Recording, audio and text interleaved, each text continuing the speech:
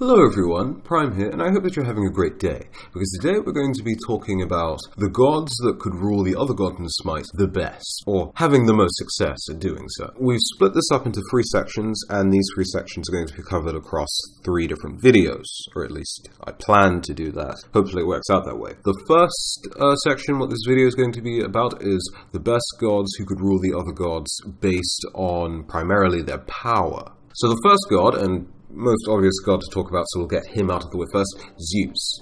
After the defeat of Cronus the Titan, he and his brothers, Poseidon and Hades, drew lots, which was an alternative to fighting.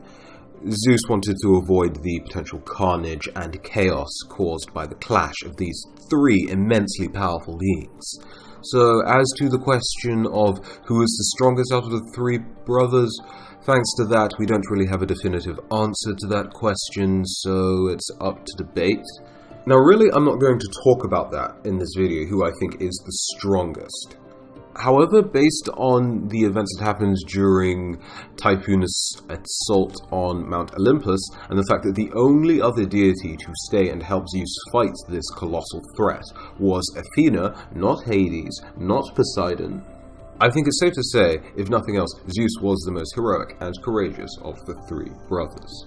That's not to say that he didn't have faults. Yes, he was very much respected on a face-to-face basis, as far as most mortals and deities were concerned.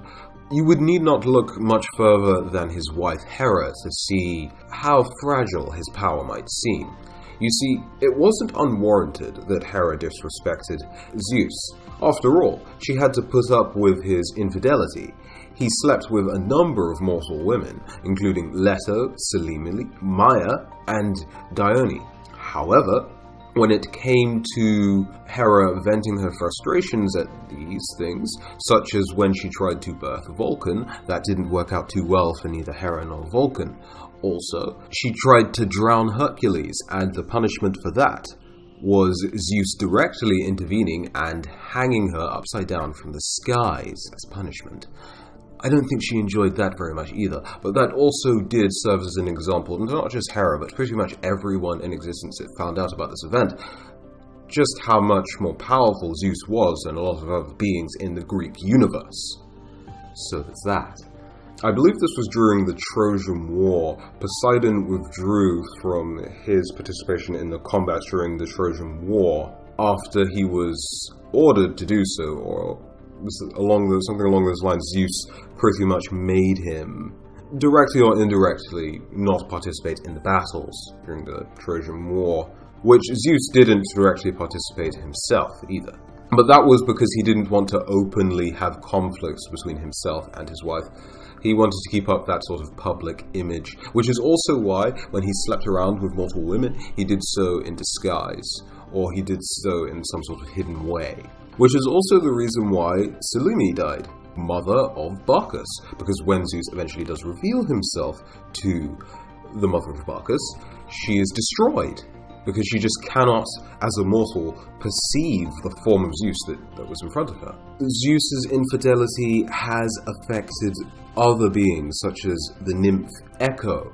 As soon as Hera found out that Echo was being used as a way to distract her from the misdeeds of Zeus, i.e. Echo was talking so much that it distracted Hera, as soon as Hera realized this, she cursed Echo, forcing Echo to only be able to repeat things that she had heard. Now, really, this wasn't necessarily Echo's fault in the first place, and also, this is of course a variation of the myth as to why Echo was cursed, or how she was necessarily cursed, because of course, Nemesis also avenges Echo in a variation of the Echo myth.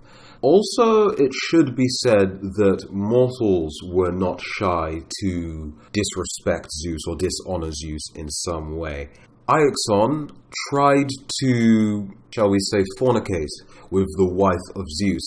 He failed. What he actually ended up doing the business to was a cloud clone of Hera. And when Zeus found this out, he chained him or bound him to a burning wheel that would spin for eternity, which I assume would have to make Iexon eternal. Otherwise, the punishment would run out, and it would seem kind of silly unless he was intending to reuse the wheel. But Zeus is a bit of a hypocrite in this regard, because he did this partially also because he was supposed to be the one that was to punish liars and oath breakers.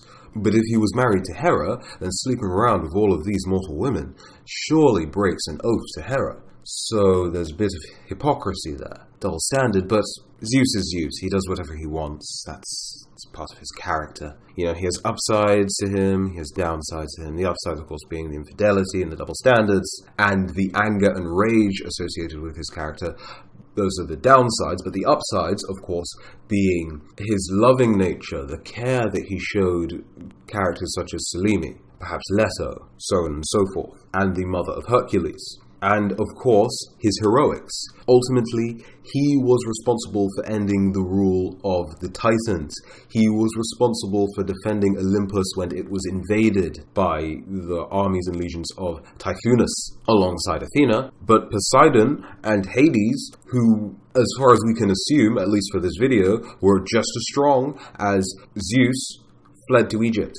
Now, I think Poseidon, to me, embodies the worst traits of Zeus and is a lot more unlucky in mythology than Zeus. Let's see. After Ares flat out kills one of Poseidon's sons, he loses a trial to get Ares sentenced. Though, to be fair, this son of Poseidon did rape one of the daughters of Ares, so it wasn't just unjustified. Ares wasn't just being a barbaric monster. There was justice being done. He lost to Athena when it came to Athena granting an olive tree versus Poseidon spouting undrinkable seawater to the Athenians, or the city of Athens, the local inhabitants of this place. In the variations of the myth in which he loved Medusa, he doesn't get to keep Medusa. Athena does take Medusa from him, even though technically it was Poseidon who was taking Medusa in the first place, and technically Medusa's life was ruined. He still doesn't get to keep her. Also, he does ruin Medusa's life, and really doesn't get punished for it at all, so he's a bit of a dick in that sense. He doesn't even try to care for Medusa afterwards. He just abandons the poor girl, leaves her alone. So he's not very responsible for his actions. What I'm trying to say is that I feel like Zeus would have been, and was ultimately, so far as from the period that we had, potentially a much better ruler than Poseidon could have been. Hades, on the other hand, is a different story. He was feared by men, mortals, gods alike, because of the fact that not many people liked the idea of going down to Hades when they died. However, as proven by the stories of Sisyphus, Orpheus, he was a fair deity, which wasn't necessarily common among the ranks of the deity. You need only look at the exploits of Artemis and Mercury and Athena to realize that the Greek gods weren't necessarily fair individuals. Also, Hera's a big one to look at there. With Hades, he was fair to Sisyphus. He said he could return to the realm of the living, have a proper burial for a few days. Sisyphus tried to cheat Hades, didn't go back instantly. What happened? Hades punished him. He had a fair deal. Same thing with Orpheus.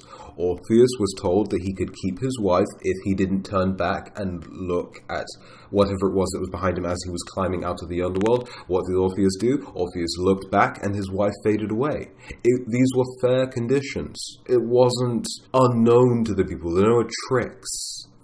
Hades did win, but he also allows Hercules to take Cerberus out of the underworld for a bit, and did Hercules a favor. He had no reason to allow Hercules to take Cerberus, the god dog, out of the underworld and leave the underworld less protected and fortified against his enemies, but he did anyway. He didn't send a wrathful hand against Thanatos for failing to guard the underworld against both Hercules and Bacchus, so far as I know, when he failed to protect the underworld. He did not attempt to punish Bacchus or Hercules, so far as I know, for essentially just busting into the underworld, doing as they pleased and leaving with whomever they felt like leaving with. So I think, yes, Hades, more so than potentially Zeus, would have been a fair and just ruler, and he more than had the power as far as, because I haven't really had much of an argument as to who would have been the most powerful, if there would have been a most powerful god out of the Poseidon, Hades, Poseidon, Hades,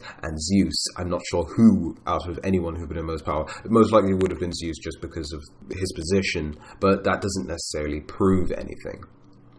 However, the factor that weakens Hades' position as ruler, actually two factors that weaken his position as ruler, is his greed, because I think it's been shown with the Sisyphus story, he allowed Sisyphus to do his business and return to the underworld, but the ultimate thing was that Hades wanted the soul of Sisyphus. That was his as long as he got the soul, he didn't care too much about what Sisyphus did. And he knew he'd get the soul eventually, but that was all he cared about. And he was very spiteful to Sisyphus, who, as I said, was fair, but still, eternally punishing Sisyphus, a bit much, Hades, a bit much, considering his status as a god. And also, he showed his greed again when he kidnapped the daughter of Zeus, and when he kidnapped Persephone. I forget her mother's name. Demeter, I believe? When he kidnapped Persephone, Hades, and Zeus for himself, no one else benefited from that arrangement. Eventually, Persephone did benefit from that arrangement because she did eventually fall in love with Hades, but it wasn't something that initially occurred. So there's the greed downfall to Hades being a ruler, and greed is never a good thing. Just think about how much you don't like taxes. Yes. So greed is one thing that was a downside to Hades, but also another thing, and this relates to his strength and being a powerful ruler. He did flee from the Titan, as well as Poseidon, when Zeus stood. Zeus was the most brave, and I think that's fair to say, out of the three brothers. He arguably the hero out of the brothers, despite his many faults. When the time comes, would Hades really stand up and fight the most powerful of the other gods from the other factions? Perhaps, but perhaps not. That's a risk that you wouldn't need to worry about with Zeus. And then we move on to our first goddess of the video. If I ever do get around to talking about the strongest deity in Smite, I know for a fact that one of the first goddesses that I will consider will be Dagi. Now, she was very cruel, but thanks to her marriage with King Zo, she held a lot of status and a lot of power. This was a blunder of Nuar, but she was highly respected purely out of fear, because the people that lived under King Zo were under constant fear of perhaps being killed awfully in one of their many, many torture devices or experiments or schemes. If someone spoke out of term, they risked being publicly executed by Dagi's ult in Smite, the Pauliao, or there were also several methods of torture and activities just to entertain the cruel couple, such as having men and women chase each other around a lake of wine. And to be held as some sort of example or display, you could find forests which displayed strung up human flesh. So, suffice it to say, Dagi made her power very known. But, of course, see, Dagi and King Zo, I have to add that little King Zo. The only reason why I respect the power of Dagi is purely because of the fact that it took 3 deities to make sure that she was captured, so far as I know, and maybe a few more than 3.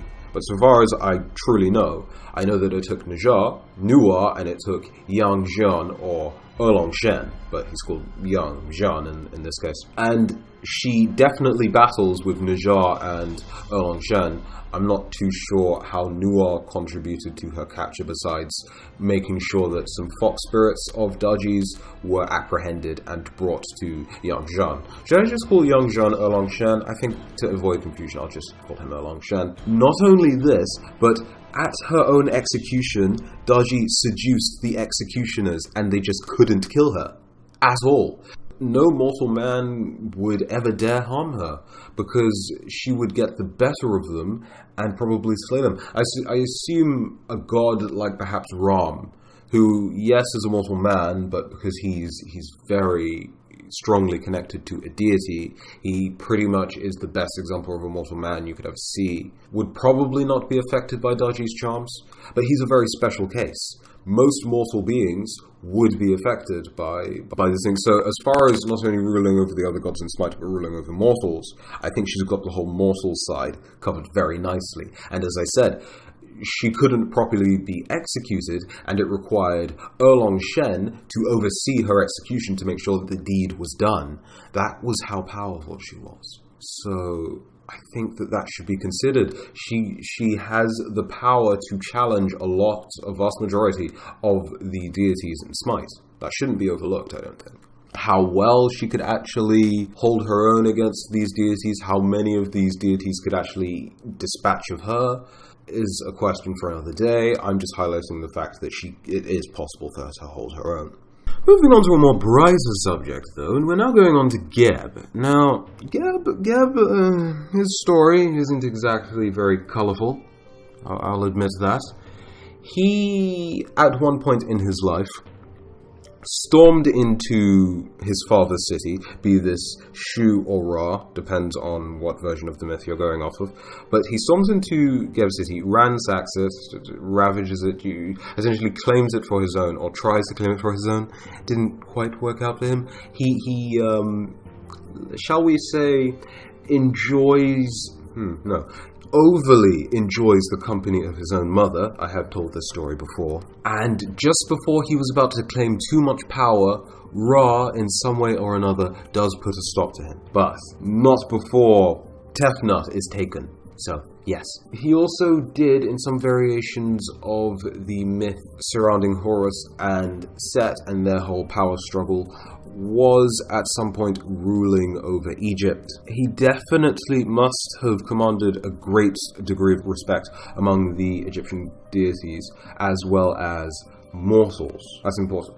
But the question of how many deities from Smite he could keep in line is a bit questionable. I think he could definitely keep the majority of the cast in line, no problem.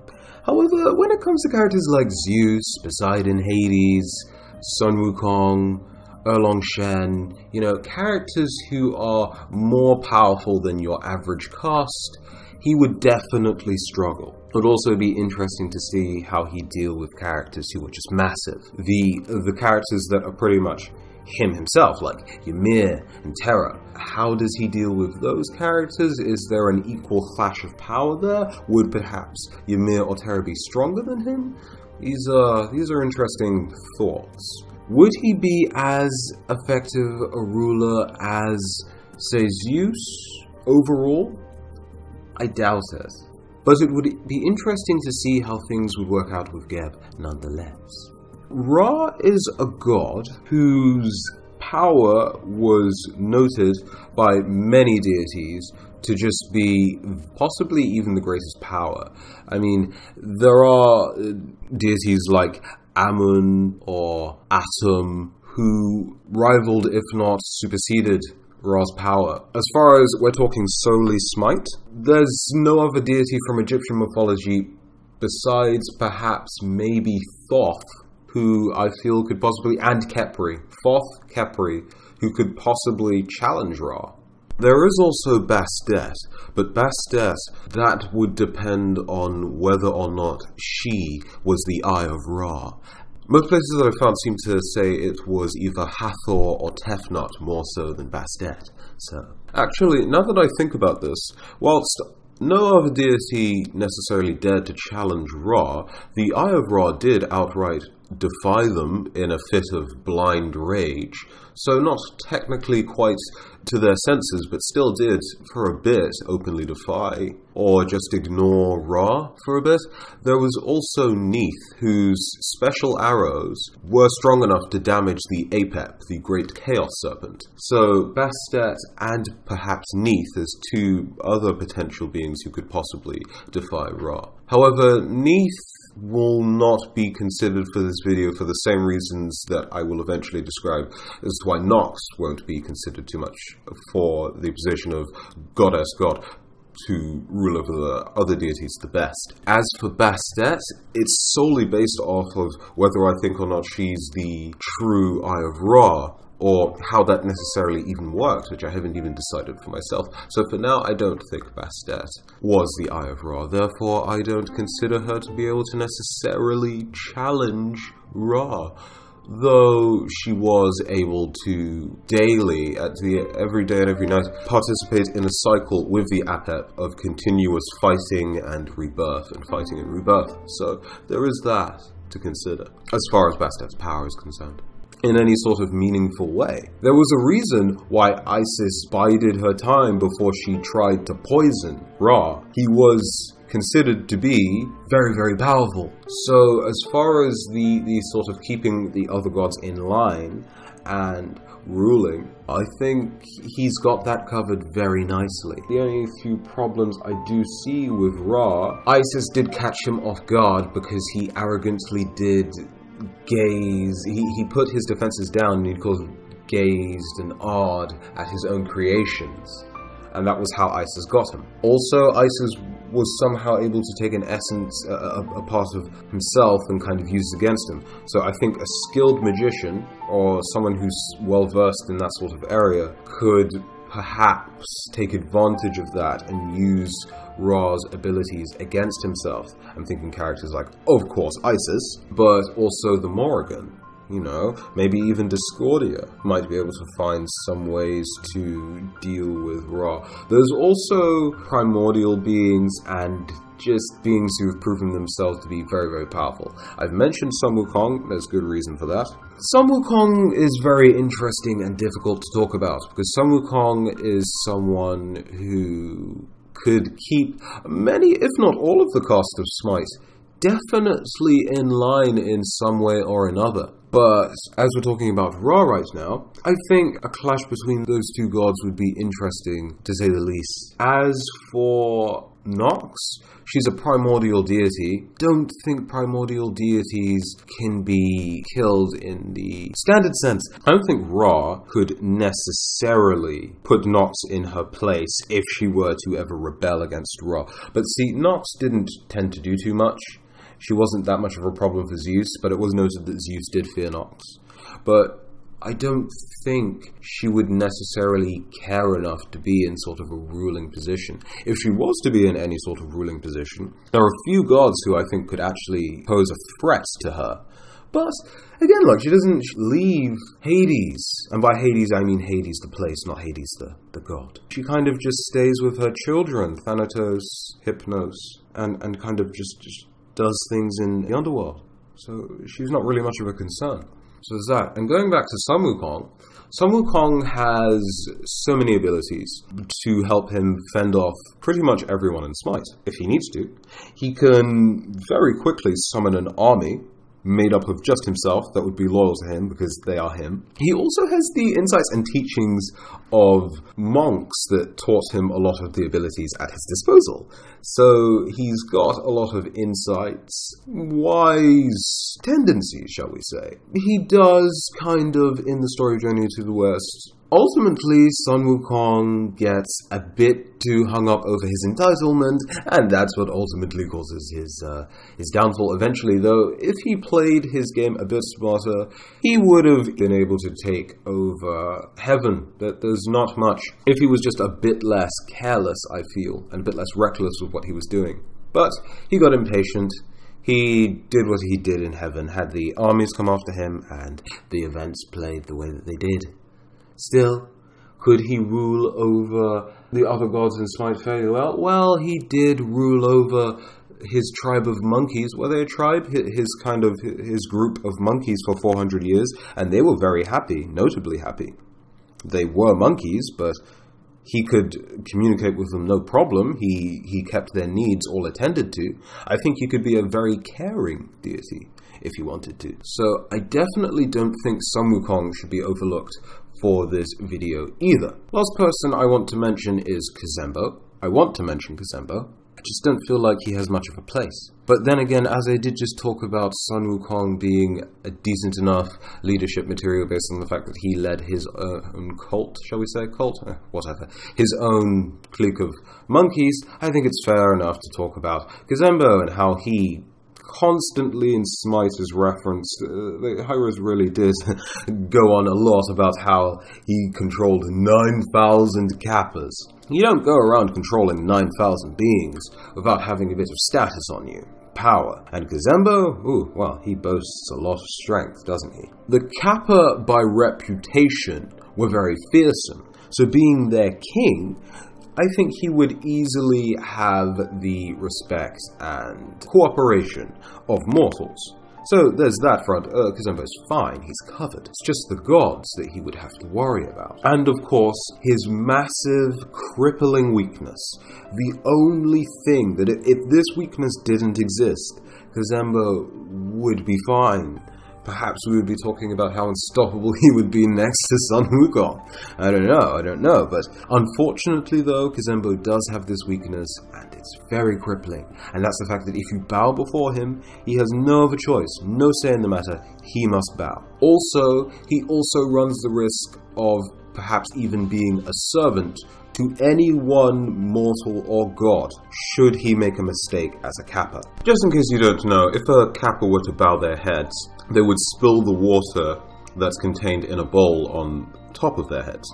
This bowl houses all of their magical Kappa powers, meaning Kazembo would lose all of his Kappa strength, making him not nearly formidable enough to control a lot of the characters in Smite. And this is significant because there are deities like Odin and Ganesh and Thoth, who in their mythologies claim to know a vast span of knowledge, and within this span of knowledge it would make sense that they would know about this Kappa weakness, just because of the way that they've been written. If he could somehow pull it off, without anyone taking advantage of the fact that he would be forced to bow before his opponents, then he could very well rule the other gods very nicely. I wouldn't put it past someone like Loki to discover this weakness. Definitely I would expect Loki through some method or another to discover this weakness. So I just don't think, whilst the power is there because of his weakness, I just don't think it's possible for him to rule over all the others that are currently in Smite. It just wouldn't happen. Well, we've reached the end of the video, guys. I hope that you did enjoy this one. If you did, go ahead and leave a like, and if you're new to the channel, go ahead and subscribe. No doubt you all have a lot of opinions about this, so please, let's discuss them in the comment section below. Do you think I've missed a god, or haven't talked about a god who could easily rein in the others very effectively, and rule over all of the other gods based on nothing else, but of course their power, or primarily their power? Let me know in the comment section below. We've got 2 more sections to cover, and one will be coming out a lot later than the other, and I'm going to probably need some help with the last section, because that one will require speculations about how the different magics and laws and of the different mythologies would kind of come together and work together, so I don't want to do that video by myself. So I'm probably not going to. So we'll see how that goes soon enough. But until the next video, have a very good weekend, day or night, wherever you are. I have been Prime, and I'll see you guys in the next video. Bye-bye.